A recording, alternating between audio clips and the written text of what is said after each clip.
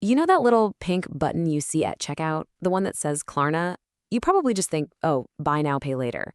But what if I told you that button is really the front door to this massive AI-powered FinTech engine? Today, we're pulling back the curtain on Klarna to figure out how it's actually changing the way we all shop. Okay, so let's get right into it. You've seen this logo. I mean, it is everywhere. It promises a smoother, more flexible way to pay. But Klarna is so much more than just a buy now, pay later service. It's actually a huge two-sided network that connects shoppers like us with the stores we love. So the real question is, what's actually happening, both financially and technologically, when you click that button? All right, first things first, let's talk about the deal.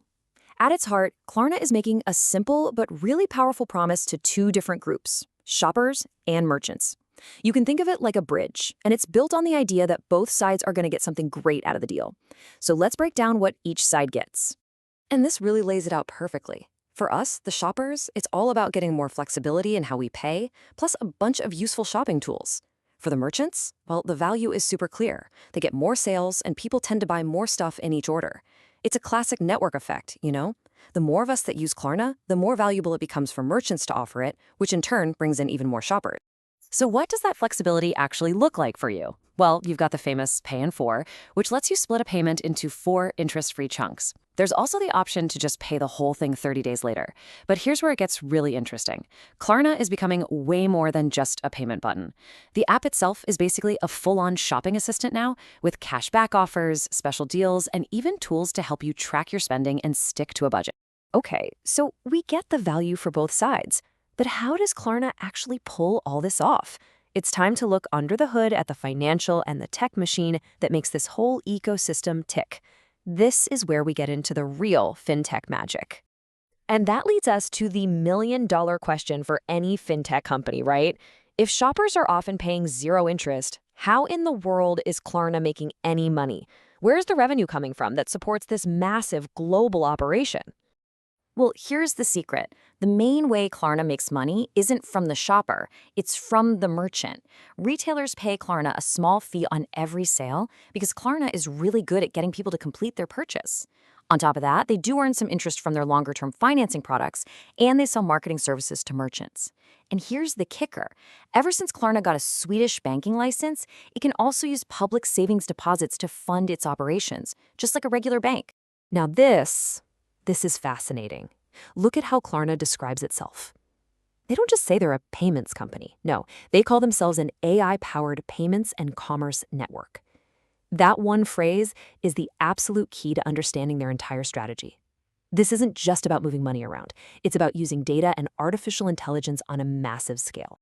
And to be an AI-powered network, you better believe you need a serious tech stack. Klarna's system is built with things like microservices, which lets all the different parts of their platform talk to each other instantly for super fast checkout. Their core system is built on a language called Erlang, which, fun fact, was designed for telecom systems that literally cannot fail. Pretty much what you want when you're handling millions of payments, right? And it all runs on AWS, which lets them scale up or down whenever they need to. This is the engine that truly makes it all possible. So with that incredibly powerful engine humming away, Klarna has managed to achieve something pretty remarkable. Let's zoom out for a second and just appreciate the sheer size of this network, a network that started as just a small idea in Stockholm and has now taken over the world. 114 million. Just let that sink in. That's how many active consumers are using Klarna across the globe. To give you some perspective, that's more than the entire population of Germany.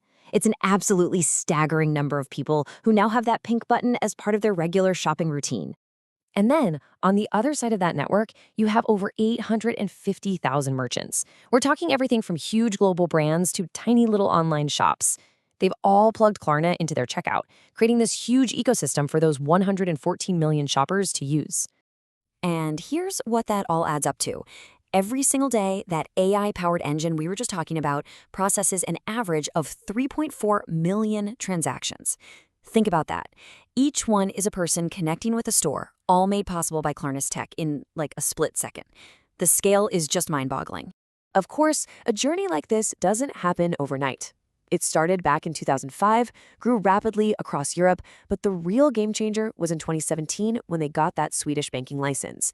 That single event totally changed their financial structure and really set them up for what they're trying to do now, become a true AI-driven commerce network that goes way beyond its buy now, pay later origins. So when you peel it all back, the story of Klarna isn't just about one company. It's really a preview of a future where finance, artificial intelligence, and retail are all blending together into one seamless experience. And that leaves us with a pretty big question. As this all continues to accelerate, what is the act of shopping actually going to look and feel like for all of us in the years to come?